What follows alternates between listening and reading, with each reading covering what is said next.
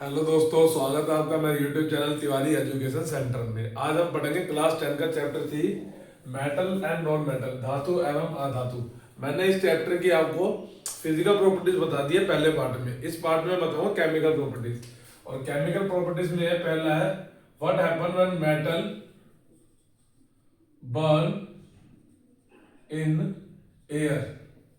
धातु की अभिक्रिया या धातु का दहन लिख लो, कोई दिक्कत नहीं उसमें। धातु का दहन। देखो, केमिस्ट्री में ये मैंने पहले चैप्टर में ही बताया था कि केमिस्ट्री में अगर हम किसी भी चीज को जला रहे हैं, दहन कर रहे हैं, बर्न कर रहे हैं, इसका मतलब है कि हम उसकी रिएक्शन ऑक्सीजन के साथ कर रहे हैं। ठीक है, क्योंकि जलने में ऑक्सीजन ही गैस काम आती है। तो ध्यान में रखना, किसी भी चीज को जलाना मतलब उसकी रिएक्शन, उसकी अभिक्रिया ऑक्सीजन के साथ कराना है। ठीक है, एग्जांपल के तौर पर एक मैं कॉमन रिएक्शन लिख देता हूं कि कोई भी मेटल है, वो अगर ऑक्सीजन के साथ रिएक्शन करेगा तो वो बनाएगा मेटल ऑक्साइड। क्या बनाएगा वो? Metal oxide. ठीक है, उसमें एल्यूमिनियम ले लो आप, plus oxygen, it gives aluminium oxide. ठीक है, कॉपर ले लो, ऑक्सीजन के साथ रिएक्शन कराएगा, बनाएगा copper oxide. Generally metal oxides are basic in nature. Metal oxide किस नेचर के होते हैं? क्षारीय प्रवृत्ति के होते हैं। ठीक है, लेकिन कुछ मेटल ऑक्साइड्स ऐसे होते हैं जो एसिड के साथ भी रिएक्शन करते हैं और बेस के साथ भी रिएक्शन करते हैं। ठीक है, तो उन मेटल ऑक्साइड्स को बोलते हैं, उसका एग्जांपल है ये एम्फोटेरिक ऑक्साइड। क्या बोलते हैं उसे? Amphoteric oxide. हिंदी में बोलते हैं उभय धर्मी ऑक्साइड। ठीक है, बात समझ में आ गई? हिंदी में भी यही है। कोई भी धातु ऑक्साइड अम्ल या क्षारक दोनों के साथ अभिक्रिया करके लवण एवं जल का निर्माण करता है, उसको बोलते हैं उभय धर्मी ऑक्साइड। और क्या नाम है उसका? एग्जाम्पल है एल्यूमिनियम ऑक्साइड।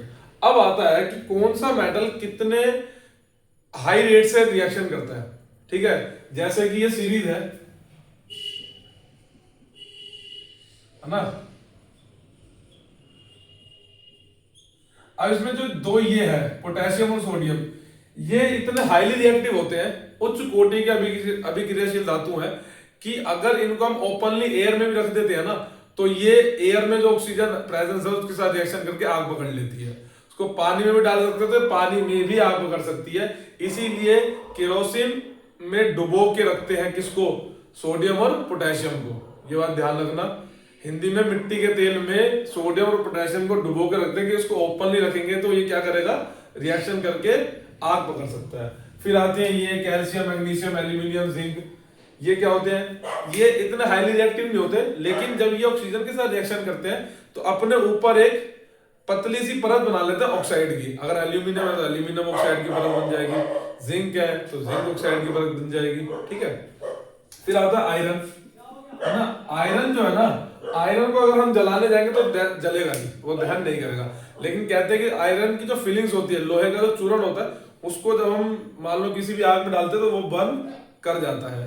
फिर उसके बाद आता है गोल्ड, सिल्वर, है ना। ये किसी भी तरह के से रिएक्ट होके ऑक्सीजन के साथ रिएक्शन ये करते ही नहीं है, इसीलिए महंगे भी है। अगर मान लो लोहा होता, लोहा अगर मान लो ऑक्सीजन के साथ रिएक्शन करता ही नहीं, है ना, तो वो सस्ता महंगा होता वो, है ना।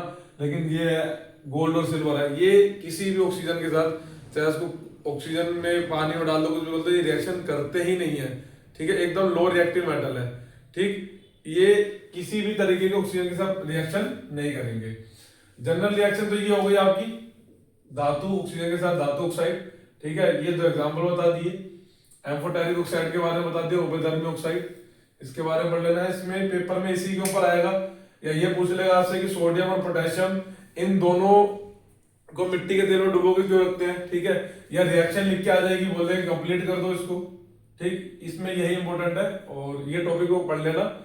और अगली वीडियो में मैं आपको अगली रिएक्शन बताऊंगा। मैं हर एक रिएक्शन के एक अलग अलग वीडियो बनाऊंगा, ताकि आप उसको सेपरेट देख सके, डिटेल में देख सके, ठीक है। ये जब भी आप, मैंने बहुत वीडियो में बोला है, मैं फिर बोल रहा हूँ, जब भी आप मेरी वीडियो देखें तो साथ में एनसीईआरटी की बुक जरूर रखें। उसमें सब कुछ जो लिखा हुआ है, जो मेंशन है, वो मैं आपको यहाँ बता देता हूँ। बाकी जो डिफाइंस होती है, जो भी आपको उसमें से समझना हो, आप उसमें से देख सकते हैं। इसमें कोई डाउट हो तो आप मुझे कमेंट सेक्शन में पूछ सकते हैं। और आपने अभी तक मेरा चैनल सब्सक्राइब नहीं किया है तो प्लीज उसको सब्सक्राइब कर ले। Thank you.